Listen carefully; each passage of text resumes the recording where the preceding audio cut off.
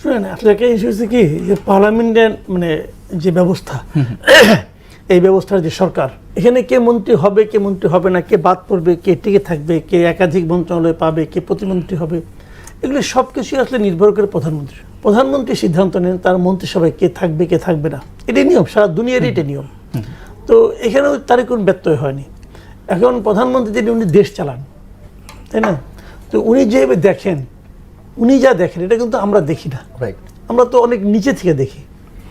যে উনি দেখেছেন বুঝেছেন, কারণ উনি জানেন যে যদি ওনার কোনো একজন মন্ত্রী ব্যর্থ হয়, ওনার কোনো একজন মন্ত্রীর আচরণ নিয়ে যদি প্রশ্ন ওঠে, সেটা কিন্তু আলটিমেটলি ওনার বদনাম হবে।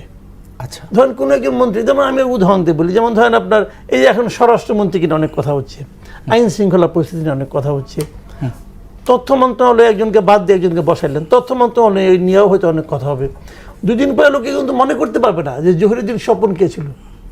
এমনকি 10 বছর পরে এমনও হতে পারে সালাউদ্দিন আহমেদকে লোকে মনে করতে পারবে না।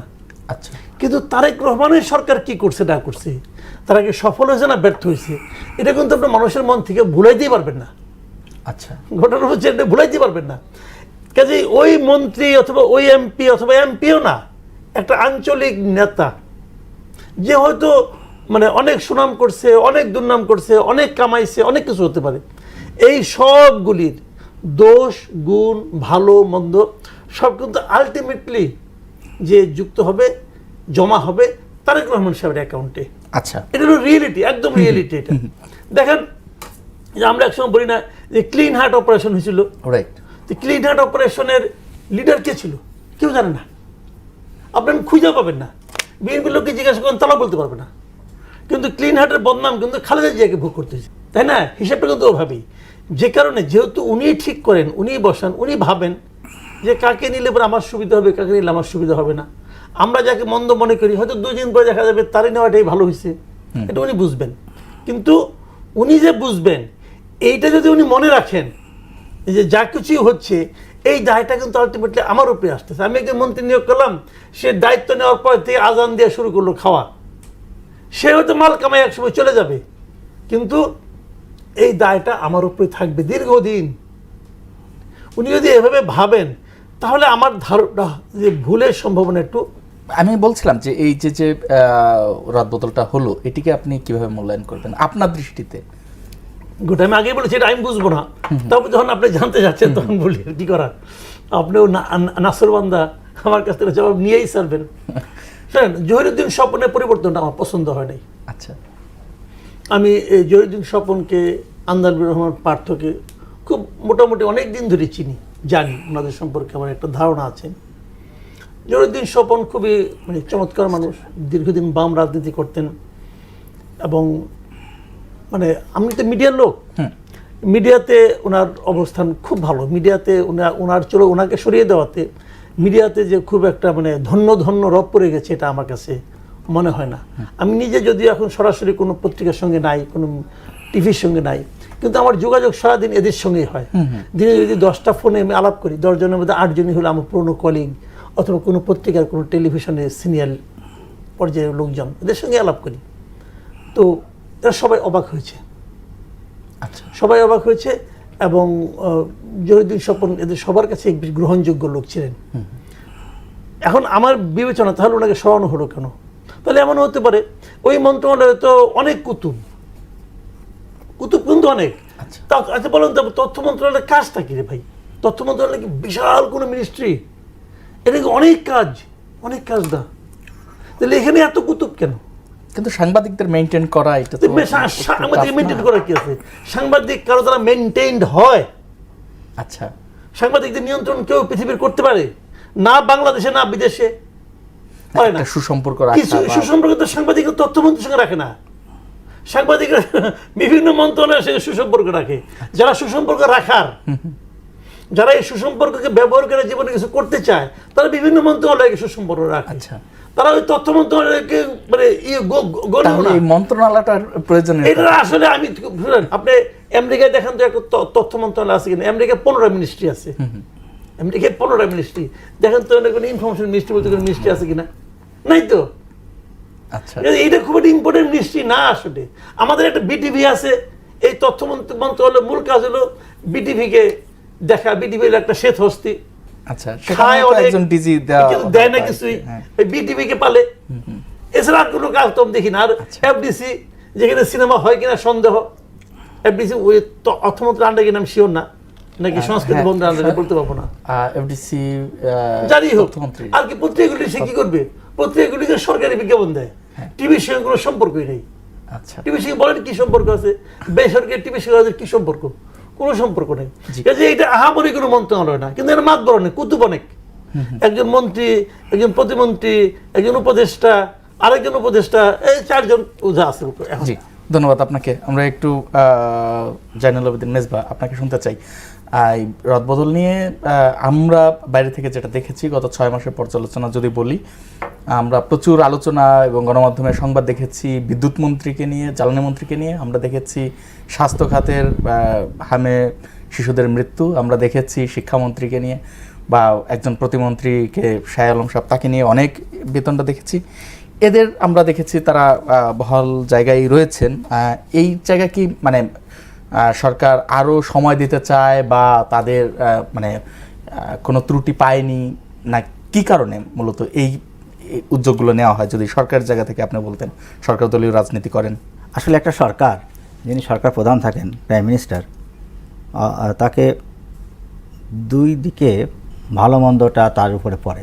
একটা হচ্ছে মন্ত্রী এমপি এবং তৎসঙ্গে যারা উপদেষ্টা যোগ করেন, আর একদিক হচ্ছে দলের কর্ম। এই মন্ত্রী এমপি অথবা দলের নেতাকর্মীরা থাকবেন না। আমার সমালোচক চমৎকার কথা বলেছেন। মনে করেন আমাদের দেশে বিভিন্ন সরকার চলে গেছেন, শহীদ প্রেসিডেন্ট জিয়াউর রহমান সাহেবের সরকার, শেখ হাসিনার সরকার, বেগম খালেদা জিয়ার সরকার, বেগম খালেদা জিয়ার সরকার, এরশাদ সাহেবের সরকার, তো শেখ মুজিবুর রহমানের সরকার। তো ওই মন্ত্রী এমপিরা কী করেছেন অথবা তৎকালীন তার নেতাকর্মীরা কী করেছেন এটা কিন্তু না, মানুষ হিসাব করে ওই সরকারের প্রধানের সময় কি হয়েছে। অর্থাৎ যে কোনো প্রাইম মিনিস্টার অথবা প্রেসিডেন্ট, যে প্রেসিডেন্সিয়াল হলে প্রেসিডেন্ট, যে যিনি থাকেন না কেন, তার ক্যাবিনেট, তার পার্লামেন্টের মেম্বাররা অথবা দলীয় নেতাকর্মীরা ভালো করলেও তার ফল প্রাইম মিনিস্টার অথবা প্রেসিডেন্টের, আর যদি খারাপ করে তখন সকল দায় তার উপর পড়ে। এই জন্য আমরা যে বিষয়টা সেটা হচ্ছে উনি কেমন মন্ত্রী নেবেন, কী করবেন, ভালো সেটা অনেকটা ওনার উপরই নির্ভর করে। তো বিগত দিনে বিভিন্ন সময় ইতিহাস থেকে দেখা যায়, যেমন আমি ইন্দিরা গান্ধীর একজন ব্যক্তিগত সহকারী ছিলেন, মুখ্য যিনি প্রধান, PN হাসকার। আচ্ছা, উনি খুব ভালো একজন আমলা ছিলেন এবং বিখ্যাত একজন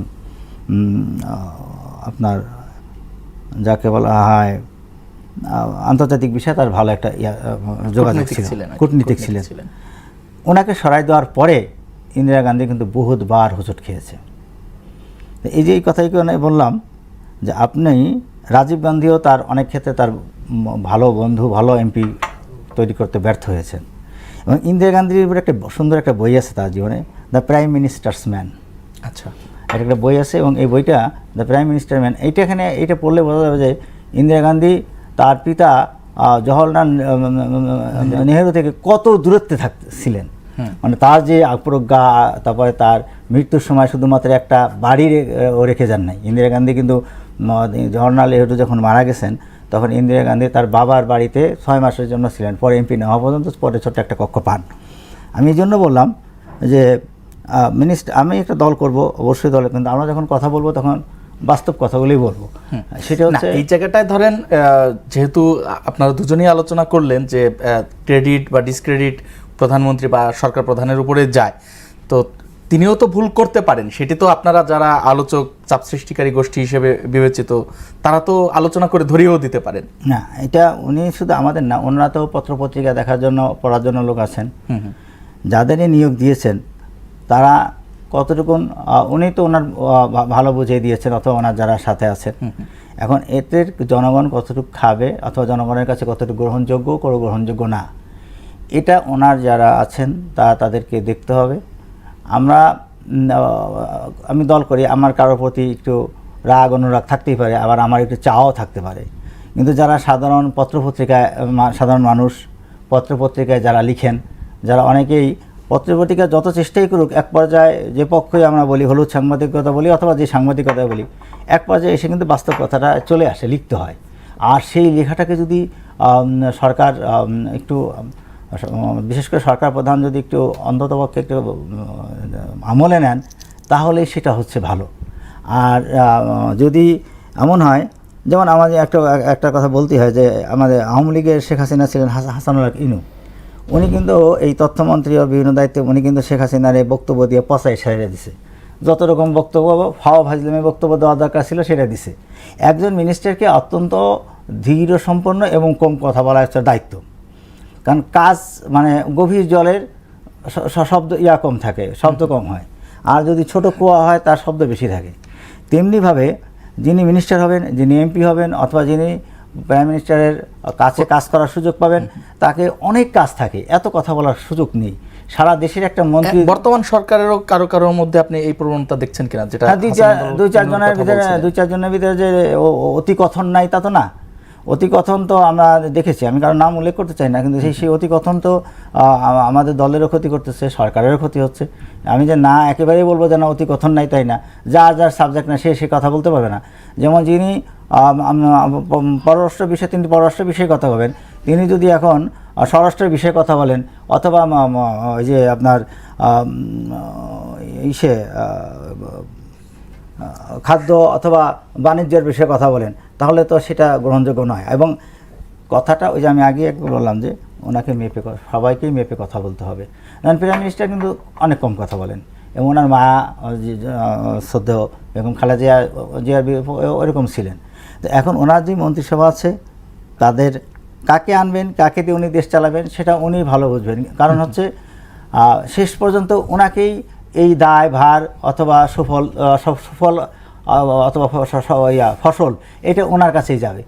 কারণ যুগের পর যুগ পড়ে থাকবে, আল্লাহ বাংলাদেশকে স্বাধীন সার্বভৌমভাবে রাখলে ইনশাল্লাহ থাকবে অবশ্যই, সেখানে কিন্তু একটা ইতিহাস লিখে থাকবে। ইতিহাস হচ্ছে কি, যেমন আমরা অনেক কথা বলি যে ইতিহাস আমি লিখতে পারি, কিন্তু ইতিহাস হলো মৃত্যুর পরেই হয় হলো ইতিহাসের বাস্তবতা।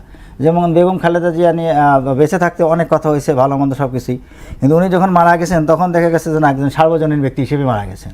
তেমনি আমি বেঁচে থাকতে আমার পক্ষে অনেকেই আমার পদ পদবি পাওয়ার জন্য, প্রাইম মিনিস্টারের আশা আকাঙ্ক্ষা পাওয়ার জন্য, প্রাইম মিনিস্টারের কাছে অনেক ফুলানো ফাফানো কথা বললে তা হয়তো অনেকেই হয়তো এরকম করে নিতে পারে, এরকম বিভিন্ন সময় করছে, হয়তো ওনার কাছে পারবে না, এটা আমরা আশা করব। জি, ধন্যবাদ আপনাকে। মাসুদ কামাল ভাই,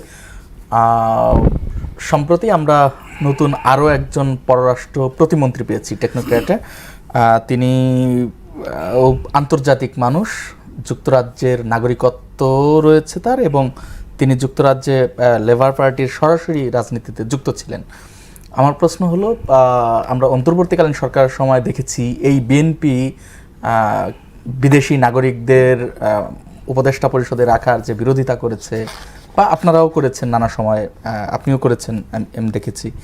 এখন এই ক্ষেত্রে মানে ওই ধারাগুলো কি শিথিল হয়ে গেছে, না এটি আমাদের জন্য উপকারী যে বিদেশি নাগরিক, বৈশ্বিক নাগরিক পাচ্ছি আমরা?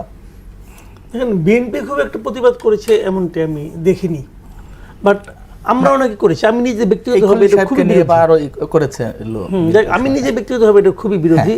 আমি মনে করি বিদেশি নাগরিক কেবল না, আমার কথাটা হলো যে সমস্ত মানুষের দেশের বাইরে অন্য কোনো দেশে বৈধভাবে থাকার সুযোগ আছে, আচ্ছা, সেটা নাগরিকত্বই থাকতে হবে তা নয়, ওইটা গ্রিন কার্ড থাকে অথবা ওয়ার্ক পারমিট থাকে অথবা পার্মানেন্ট রেসিডেন্স থাকে, এক এক দেশের এক এক রকম।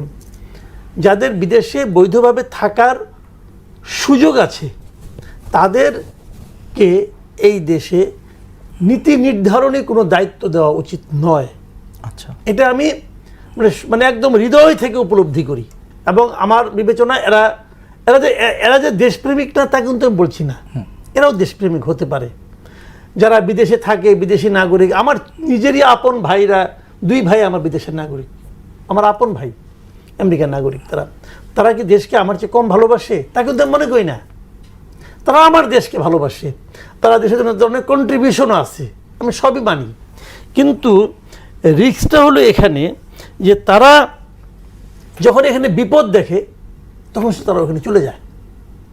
আচ্ছা, আমি যদি তাদেরকে এনে বসাই এখানে, তারা যখন এখানে থাকবে, যখন বিপদ দেখবে তারা ওখানে চলে যাবে, এই বিপদে আমি থাকতে পারবো না, আমি এই ঝামেলা আমি সহ্য করতে পারবো না, চলে যাবে। কিন্তু আমি যখন এই দেশের নাগরিক, আমার যখন বাইরে যে থাকার জায়গা নাই, আমি যদি বিপদ দেখি, ঝামেলা দেখি, আমি কিন্তু যাবো না, কারণ আমি যাবো কোথায়?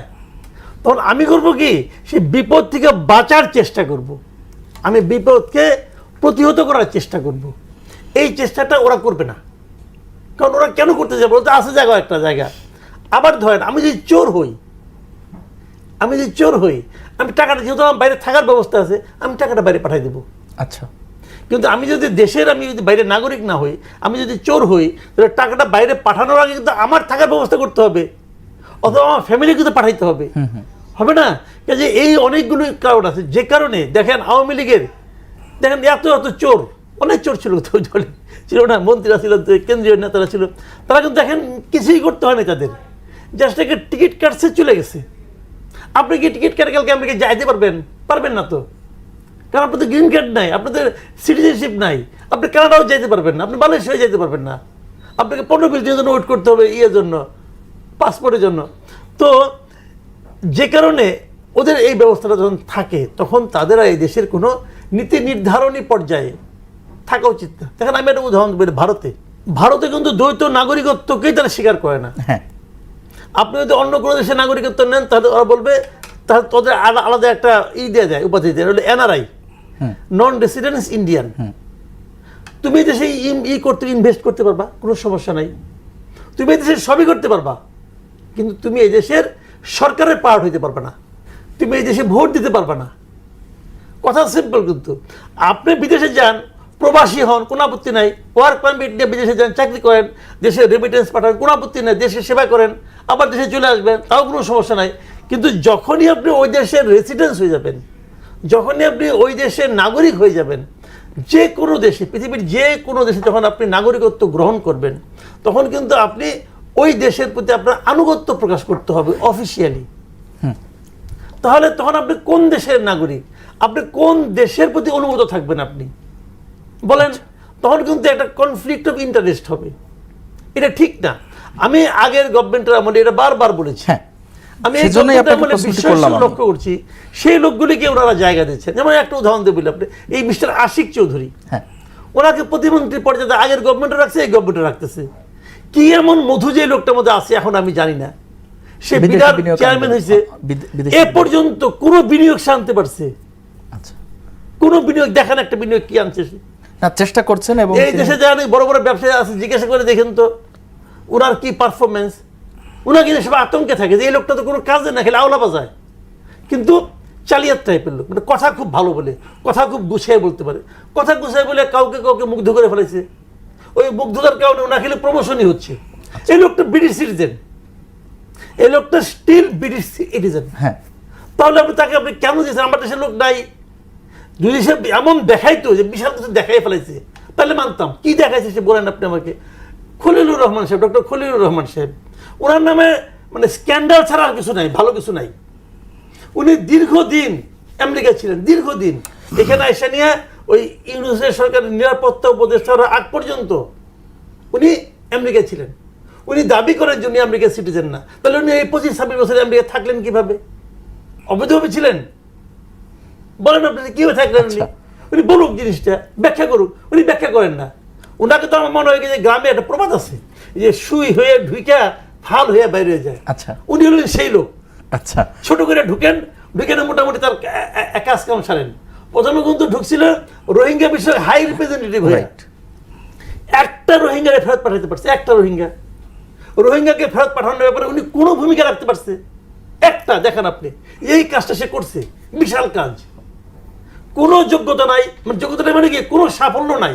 হয়তো যোগ্য, আমি যোগ্যতা নিয়ে প্রশ্ন করছি না, কোনো সাফল্য নাই, কিন্তু উনি সফল হয়ে যাচ্ছেন। যুক্তরাষ্ট্রের সঙ্গে অ্যাডভোকেট জেনারেল আব্দুল মেজবাহ, আপনি যদি এই বিষয়ে বলতেন, এই যে পররাষ্ট্র প্রতিমন্ত্রীর কথা বলা হচ্ছে, তিনি বিএনপি রাজনীতির সঙ্গে যুক্ত ছিলেন কিনা আমার জানা নেই। তিনি যুক্তরাজ্যের লেবার পার্টির রাজনীতির সঙ্গে সরাসরি যুক্ত ছিলেন। বিএনপির রাজনীতিতে মানে কেন ধার করে অন্য জায়গা থেকে লোক নিতে হলো? আপনাদের যোগ্য লোক নিশ্চয়ই আরও রয়েছে। উনি ওই দেশে লেবার পার্টি করতেন, আর এদিকে বিএনপির সাথে তার রাজনৈতিক মানে সম্পৃক্ততা ছিল, পদপদবী ছিল। হ্যাঁ, আচ্ছা, এটা বাইরে ছিল। তো সেটা হচ্ছে দ্বৈত নাগরিকের ব্যাপারে কথা বলার আগে আর এক জায়গায় যেতে হয়। আপনি 1/11-এর সময় দেখবেন যখন নেতারা পালিয়ে গেল, আর 24-এর গণ অভ্যুত্থানে হাসিনার নেতারা পালিয়ে গেল, অনেকেই কিন্তু দ্বৈত নাগরিক ছিল না। অর্থাৎ এই আপনি দ্বৈত হন আর দ্বৈত না হন, আপনি যদি যিনি মন্ত্রী হবেন, এমপি হবেন, যদি পরীক্ষিত দেশপ্রেমিক এবং দলের প্রতি ডেডিকেটেড না হন, আচ্ছা, মধুর সময় মধু খাবেন, মধু খাওয়া শেষ হয়ে চলে যাবেন। আচ্ছা, তিনি দ্বৈতই হন আর দ্বৈত নাই হন। রাইট। সেই জন্য দ্বৈত নাগরিক ঝুঁকিপূর্ণ থাকে, এটা বাস্তবতা। কিন্তু যারা দ্বৈত নাগরিক না, তারাও যে ঝুঁকিমুক্ত তা না, কারণ তারাও তো মনে করেন যে আমাদের অনেকেই এই যে 24-এর এই যে আওয়ামী লীগেরা চলে গেছেন, তা তো বহাল তবিয়তেই বিদেশে বিভিন্নভাবে পাচার করেছেন। আসলে আমাদের হয়েছে কি, আমাদের দেশে একটা সবচেয়ে বড় সমস্যা হচ্ছে ব্রেন ড্রেন। এত পরিমাণ মেধা পাচার হয়ে গেছে অথবা চলে গেছে আমাদের দেশে। তো ভালো এই যে ঘুষ টুস ছাড়া তো হয়তো আগামীতে বর্তমান প্রধানমন্ত্রীর ব্যাপারে সতর্ক হবেন। ঘুষ দিয়ে যদি চাকরি হয় তাহলে ভালো ছেলেরা তো থাকে না, স্বাভাবিক, এবং বিদেশিরা এদেরকে নিয়ে নেয়। তো সেক্ষেত্রে দেখবেন যে আমাদের অনেক ক্ষেত্রেই যোগ্য লোকের অবস্থানটা বাংলাদেশে কম, আবার যোগ্য লোকের সংখ্যাও কম হয়ে যাচ্ছে। এই জায়গাটা আমি একটু আলোচনাটা আনতেই চাই যে তারুণ্য ধ্বংসের অন্যতম যদি একটি ব্যাধি বলি আমরা, মাদককে বলতে পারি। এবং সেই মাদকের সরাসরি রংপুরে যে 4 মার্ডার্স হলো গতকালকে, সেটি রহস্য উদ্ঘাটনে পুলিশ জানিয়েছে নেপথ্য কারণ মাদক, ছাদে মাদক গ্রহণ করতে দেয়নি, সেজন্য এই হত্যাকাণ্ড। এবং সারা দেশেই আমরা দেখছি এখনও মাদক বাড়ছে। এবং এই জায়গাটায় কোথাও কোথাও অভিযোগ রয়েছে অধিকাংশ জায়গায় যে স্থানীয় রাজনীতিবিদরা এটি নিয়ন্ত্রণ করে থাকেন, আগের সময়ও করেছেন, এখনও করছেন। এই জায়গাটা নিয়ে আপনি কি বলবেন? আপনি এই জায়গাটায় খুব স্পষ্ট কথা হচ্ছে, মাদক শুধু স্থানীয় রাজনীতিবিদ অথবা স্থানীয় মাদক কারবারিরা করতে পারে না যদি পুলিশের সহায়তা না থাকে। আচ্ছা, আপনি আপনার এলাকায় তো বেশি দূর না, দেখবেন যে আপনার এলাকায় যে পুলিশের একটা এলাকায় প্রত্যেক ইউনিয়নে একজন করে পুলিশের দায়িত্ব দেওয়া আছে। ওই ইউনিয়নের এএসআই অথবা এসআই পর্যায়ের ওই তার সাথেই আবার মাদক কারবারিদের যোগাযোগ রয়েছে। যিনি টাকা না দেন মাদক কারবারিদের, তাদেরকে গ্রেপ্তার করা হয় নিয়মিত মাসিক মাসহারাটা। আর যদি ওই তাহলে শুধু রাজনীতিবিদ নয়, অর্থাৎ হাত বদল হতে পারে, হয়, এটাই বাস্তবতা। কিন্তু এর সাথে পুলিশের সম্পৃক্ততা রয়েছে প্রচণ্ডভাবে। আমার দেশে যেভাবে মাদকের অবস্থা, তাতে আগামী 3-4 বছরের ভিতরে 60 থেকে 70% যুব সম্প্রদায় ধ্বংসের দিকে চলে যাচ্ছে। আচ্ছা, সেক্ষেত্রে পুলিশ এবং যারা বিভিন্ন রাজনৈতিক দল হোক অথবা যেভাবে জড়িত হোক, মাদক ব্যবসায়ী সে যে দলেরই হোক, আর সরকারি দলের হলে তো পুলিশের সাথে তো সবসময় সরকার যখন ক্ষমতা আসে পুলিশ তাদেরকে ইউজ করার চেষ্টা করে। আবার সেই সুযোগটা, সেটাই বলছি, এই জায়গাটাও তো পুলিশও তো স্থানীয় রাজনীতিবিদের বাইরে যে কিছু করতে পারে না, সেখানে সেও সুবিধা নেয়, তাকেও সুবিধা দেয়, মিলেমিশে সুবিধা দেয়, মিলেমিশে খায় আর কি।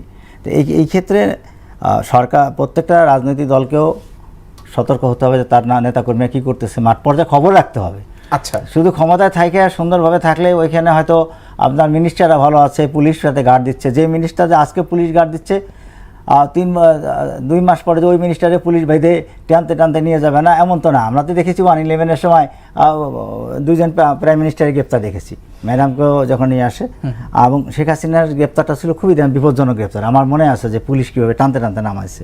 তো এই জন্য আমরা যারা ওই পুলিশের গাড়ি যে আগে পিছিয়ে থাকলে খুব খুশি হব তা না, আমাদেরকে মাঠ পর্যায়ে পর্যন্ত খবর রাখতে হবে, দেশের খবর রাখতে হবে। এবং স্বরাষ্ট্র মন্ত্রণালয়কে অবশ্যই এ ব্যাপারে অনেক সতর্ক হতে হবে। যদি না হয় তাহলে এই দেশের ভবিষ্যৎ চরম অন্ধকার। কারণ যুব সম্প্রদায়, ছাত্র সম্প্রদায় যদি ধ্বংস হয়ে যায়, তাহলে আপনার আগামীতে আপনার সম্পদটা কী থাকবে? মূল সম্পদ তো ওটাই। সেই জন্য আমি মনে করি যে অবশ্যই মাদকের বিরুদ্ধে মুখে নয়, বক্তৃতার নয়, কর্তব্যে এবং কাজে দেখানো উচিত। জি, ধন্যবাদ আপনাকে মাসুদ কামাল ভাই। শেষ প্রসঙ্গে আমরা আসতে চাই, জামাতের আমির এবং বিরোধী দলীয় নেতা তিনি আজকে বলেছেন 24-এর আন্দোলন ফাইনাল যুদ্ধ নয়, বরং যুদ্ধের রিহার্সেল ছিল এটি, আর সামনে আরো বড় যুদ্ধ অপেক্ষা করছে। আপনি এমন কোনো সিমটম দেখতে পান কিনা? সামনে বড় যুদ্ধ হলে আমাদের পরিণতি কি হবে? আচ্ছা ভাই, পৃথিবীর প্রথম যুদ্ধ কবে হয়েছে আপনি জানেন? প্রথম বিশ্বযুদ্ধ? না, প্রথম যুদ্ধ। আচ্ছা, না আমার জানেন? ইতিহাস জানা হ্যাঁ, নেই। না। তার মানে যুদ্ধ অনন্তকাল ধরে হচ্ছে, অনন্তকাল হতে থাকবে, এটা ওনার বলার দরকার নাই। আচ্ছা, যখন কোনো ক্রাইসিস হবে, ওই ক্রাইসিস থেকে বাঁচার জন্য যুদ্ধ হবে। অনেক সময় যুদ্ধাঙ্গদেহী কিছু লোক থাকে, তারা কোনো কারণ ছাড়াও যুদ্ধ করে। ট্রাম্প করতেছে না, কারণ ছাড়াই যুদ্ধ করতেছে, তারা যুদ্ধ করা দরকার করতেছে, তাই না? এখন যুদ্ধ যে হবে সে বলতেছে 24-এর যুদ্ধ নিয়েও সামনে আলোচনা হবে। এই যুদ্ধটা কেন হয়েছিল, কি প্রয়োজনে হয়েছিল, এটা নিয়ে সামনে আলোচনা হবে। এটাই যুদ্ধের নিয়ম। যেমন এখন 71-এর যুদ্ধ নিয়ে আলোচনা হচ্ছে, কেউ কেউ বলতেছে 71-এর যুদ্ধ কি প্রয়োজন ছিল। যারা বলতেছে তারা কিন্তু এখন পাওয়ারফুল। আচ্ছা, তারা বলতেছে আমরা সব হাততালি দিতেছি, এই দেশে কাজী মানে ইয়ের ওই যে মোহাম্মদ আলী জিন্নারও জন্মদিন পালিত হচ্ছে হচ্ছে তো, তাহলে কি বলবেন আপনি?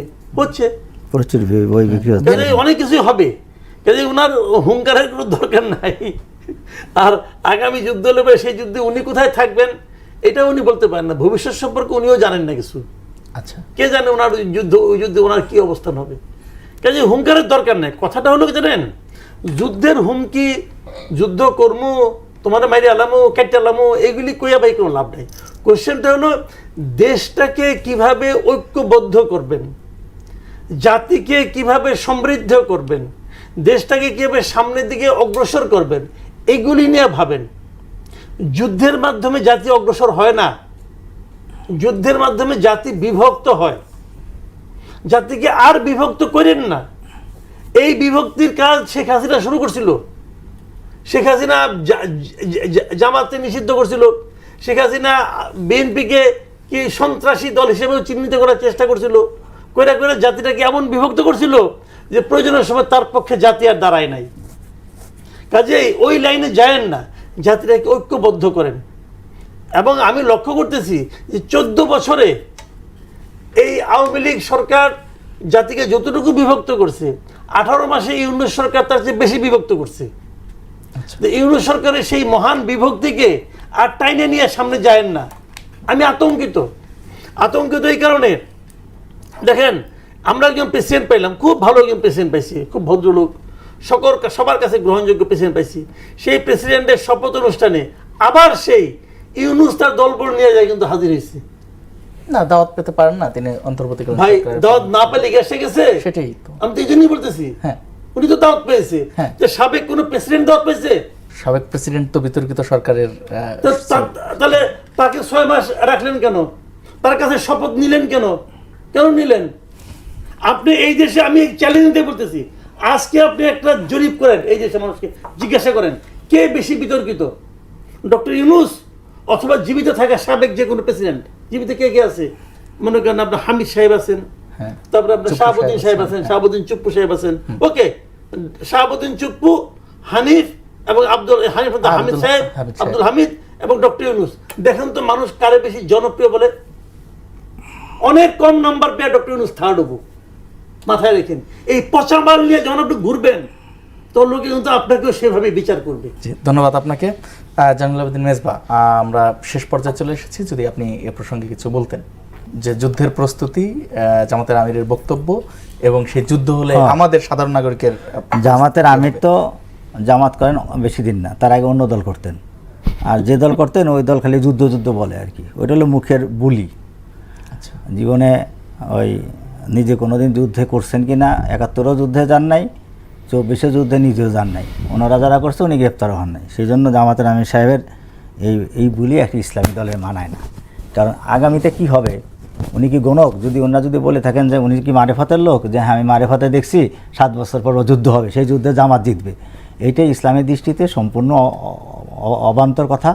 এবং একটা ইসলামের দলের নাম বহন করে ইসলামিক লেবাস পরে কোরআন এবং হাদিসের বিরুদ্ধে যে এই যে যুদ্ধ হবে, যুদ্ধ কবে হবে উনি বলতে পারবেন? এইটা হচ্ছে কি, এটা জনগণকে একটা রাখা, হ্যাঁ এটা হবে সেটা হবে, এটা আসলে উনি এই যে বিভক্ত দলকে দেশটাকে আগায় নিয়ে যাওয়া ওনার দায়িত্ব। এখন আগামী নির্বাচন কবে হবে সেই নির্বাচনের বহুত দেরি, তখন উনি যুদ্ধে যদি বেঁচে থাকেন সুস্থ থাকেন তখন ভোট যুদ্ধে নামুক। গণতান্ত্রিক নিয়ম হচ্ছে ভোট যুদ্ধে আমার করা, কিন্তু দেশের ভিতরে যুদ্ধ হবে কার বিরুদ্ধে, কাকে মারবেন উনি? ভোট যুদ্ধের কথা তো উনি 26-এর কথা উল্লেখ করতেন। হ্যাঁ, তাহলে 24-এ তো আর ভোট যুদ্ধে যুদ্ধ কাকে যুদ্ধ হবে দেশের ভিতরে, দেশের যুদ্ধে উনি কাকে হত্যা করবেন? দেশের মানুষ। এই কারণে প্রশ্নটা আনলাম যে আমরা তো গৃহযুদ্ধের ইস্যু নিয়ে আমরা আতঙ্কিত হই, তো যুদ্ধ তো আমরা চাই না। এই জায়গাটায় বিএনপির প্রস্তুতি কি? হ্যাঁ, বিএনপি এই ধরনের কোনো অপকর্মের সাথে চিন্তা করে না। হ্যাঁ, যদি কেউ দেশের বিরুদ্ধে যুদ্ধ করতে চায়, দেশের জনগণই বুঝিয়ে দেবে যুদ্ধে কে জিতবে কে জিতবে না, কারো হুঙ্কার দেশ চলবে না। আর জামাতের আমির সাহেবের বয়স হয়েছে, তার আগের দলের যেই আসলে ছোটোকালে ওই যে শিশুকালের প্রেম ভোলা যায় না, উনি ওই শিশুকালের রাজনীতির প্রীতি ভুলতে পারতেছেন না দেখেই উনি কোরআন হাদিসের রাজনীতির কথা বলেন না। ওনাকে আবার কোরআন হাদিস ভালো করে পড়ে শুনে তারপরে জামাত ইসলামের আমির থাকা উচিত অথবা ওখান থেকে ত্যাগ করা উচিত। আচ্ছা, মাসুদ কামাল ভাই একটি প্রশ্ন রেখেছিলেন যে আমাদের নতুন যে রাষ্ট্রপতি তার শপথ অনুষ্ঠানে যেখানে দাওয়াত পেলেন ডক্টর মোহাম্মদ ইউনূস সাহেব দাওয়াত পেলেন, অন্তর্বর্তীকালীন সরকারের প্রধান, কিন্তু জীবিত 2জন রাষ্ট্রপতি আছেন সাবেক, তারা কেন দাওয়াত পেলেন না? আসলে প্রশ্নটা খুব কঠিন তো আমার মতো জায়গায়। তারপর বলি তাদের দাওয়াত দিচ্ছে কিনা অথবা তারা রাজি হয়েছেন কিনা, ইন্টারনাল অনেক বিষয় থাকে, এটা আমরা জানি না।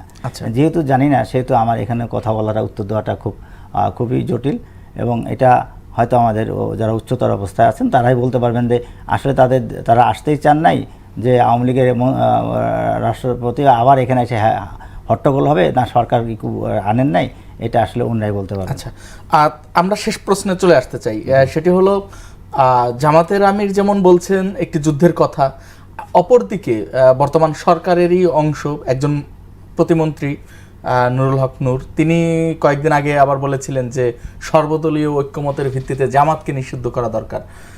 মাসুদ কামাল ভাই বলছিলেন যে জামাতকে নিষিদ্ধ কিন্তু আওয়ামী লীগও করেছিল, যে বিভাজন আওয়ামী লীগ করেছিল সেটির পরিণত আমরা জানি, আবার কেন এই জামাতকে নিষিদ্ধ করার আলোচনা আসছে? আসলে নুরুল হক নূর বিএনপির মন্ত্রী, এটা ঠিক আছে, বিএনপি সরকারের মন্ত্রী, বিএনপির না, সে তার একটা দল আছে যা, আর জোটের মন্ত্রী, তার এক এক সময় এক এক রকম কথা।